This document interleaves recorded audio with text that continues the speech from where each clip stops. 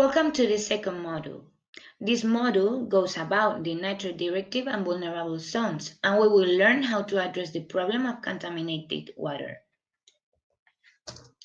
In this unit, you will learn to comprehend the objectives of the European Union Nitrates Directive, the concept of nitrate vulnerable zone, to identify whether a plot is in a vulnerable zone, and to define the basic principles of fertilization in an affected area. One of the main problems caused by the intensification of yields in both agricultural and livestock production is the contamination of groundwater and surface water by nitrates from fertilizers and other agricultural production factors. When does this fertilizer contamination start to happen? Well, sometimes we exceed the amount to be used in the field and crops are not able to absorb all these nutrients. It also happens when they are removed by water or wind from the ground surface before they can be absorbed. That's why excess nitrogen and phosphates can infiltrate groundwater or be dragged into water courses. This overload of nutrients causes the eutrophication of lakes, reservoirs, and ponds, and results in an explosion of algae impairing the development of other aquatic plants and animals, as well as being a public health problem. There are several alternatives facing these problems. One is to implement costly purification systems with the intention of reducing biodiversity losses in ecosystems. Another one is to implement circular economy approaches to preserve natural capital, optimize resources, and reduce emissions.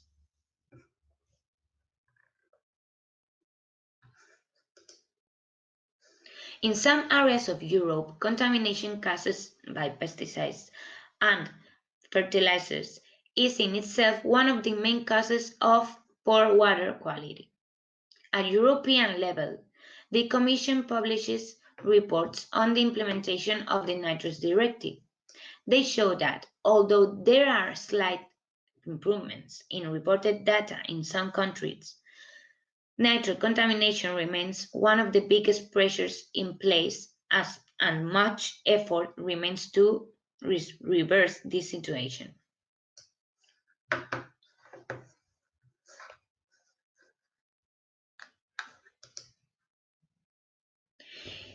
In May of 2020, the European Commission publishes its Farm to Fork strategy, which purposes a transition to a sustainable food system. The strategy recognizes that the excess of nutrients in the environment is an important source of air, soil, and water pollution, which has a negative impact on the biodiversity and climate, as we know. The document proposes that the European Commission will take action to reduce the nutrient losses by at least 50% without altering soil fertility, and reduce fertilizer use by at least 20% by 2030. These objectives are part of the Union's strong commitment to a healthier and more sustainable European food system. A general reduction goal of nutrient losses of the 50% is a first step, but it must be remembered that groundwater pollution is a local or regional phenomenon. A general reduction goal of nutrient losses of 50% is a first step, but it must be remembered that groundwater pollution is a local or regional phenomenon. The full implementation of Nitrates Directive should ensure that levels are respected in all regions across Europe. Excessive nitrate levels in groundwater used for drinking water production causes hundreds of millions of euros of extra treatment costs to drinking water suppliers. The Farm Sustainability Tool for Nutrients and CAP conditionality provisions must ensure that the goals of Nitrates Directive are fully complied by everyone everywhere in Europe. The Nitrate Directive is an integral part of the Water Framework Directive and is one of the key instruments in the protection of water against agricultural pressures. This forces member states to take the following steps. For example, to control nitrate concentrations and trophic status in different bodies of water, to identify contaminated water or water with risk to be contaminated, designate zones vulnerable to nitrates, establish codes of good agricultural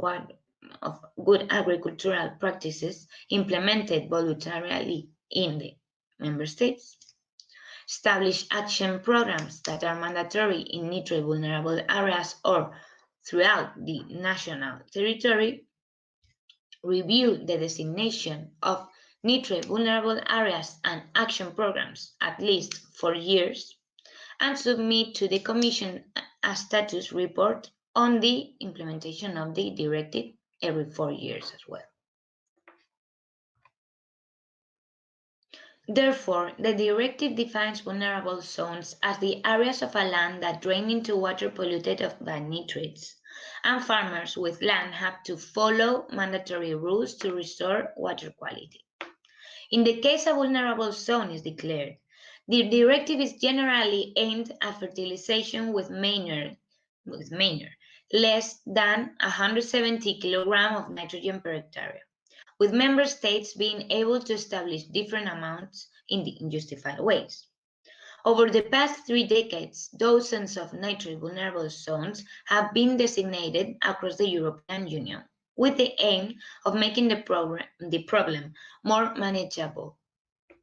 You will see here an example of Spain, where the areas are included in the Register of Protected Areas of the River Basin Management Plan.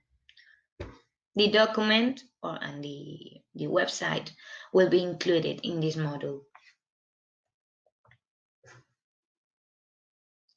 This is an example of the specific European regulation for Netherlands and a case study of the Lombardy region of Italy.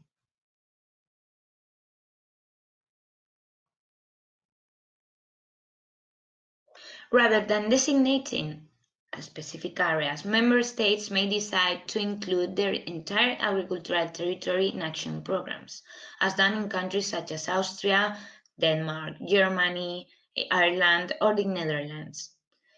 In 61% of the European Union's agricultural lands, there are obligations to achieve balanced fertilization. However, there will be areas with potential water contamination that are not included in any vulnerable zone.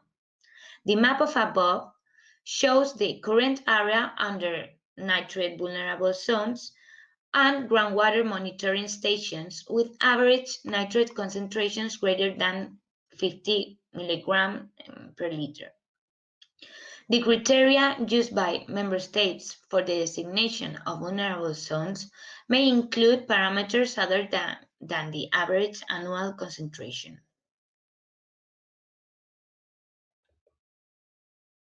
We show the map here that results from the designation of vulnerable zones by an auto-analyzer, which are updated periodically. It should be noted that the measures taken in Spain are still considered insufficient for the European Commission. So according to it, Spain must ensure the stability of the nitrate control network, to review nitrate vulnerable zones and designated new zones in several regions, to include all necessary mandatory elements in multi-region nitrate action programs, and take additional measures or enhance actions, and to take additional eutrophication measures across the country.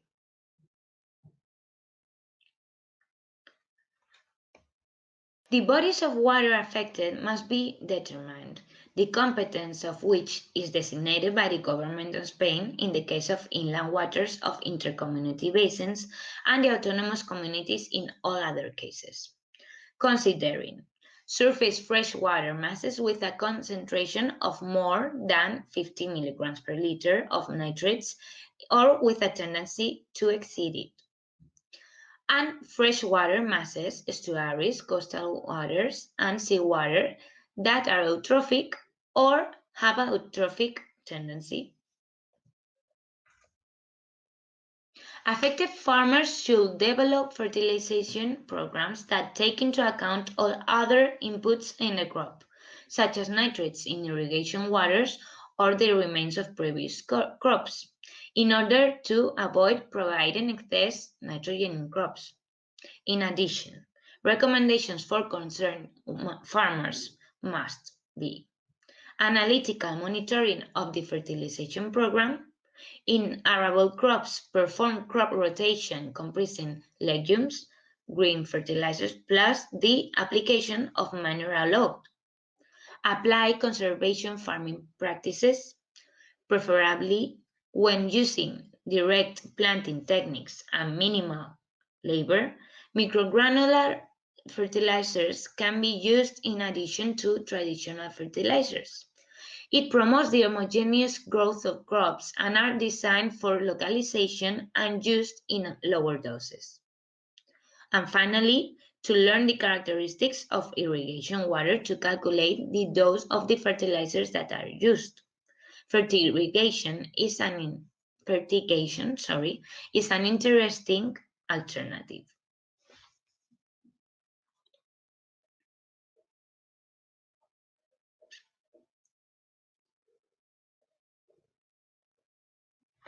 In the framework on the new strategic plans, for the Common Agricultural Policy, new eco-schemes will be supported.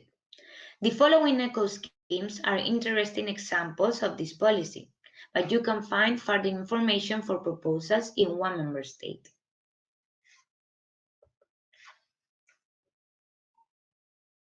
European Union has developed a solid legislative framework for each country. In this slide, we summarize the main legal rules to be taken into account with regard to vulnerable areas, with reference to Spain and, by way of example, to the Valencian community.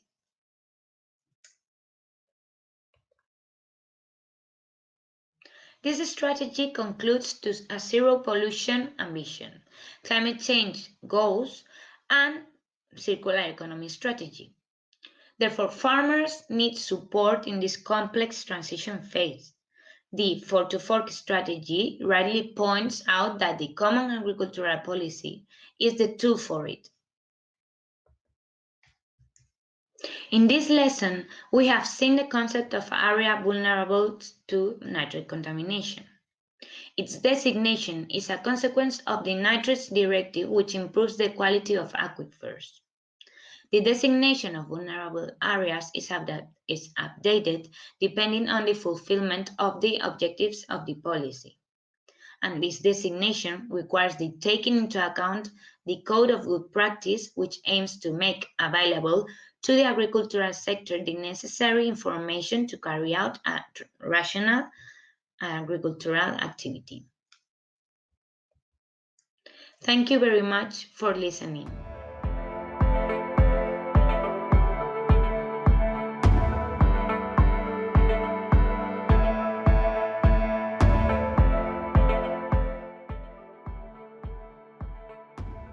The LIFE Libernitrate project has received funding from the LIFE program of the European Union.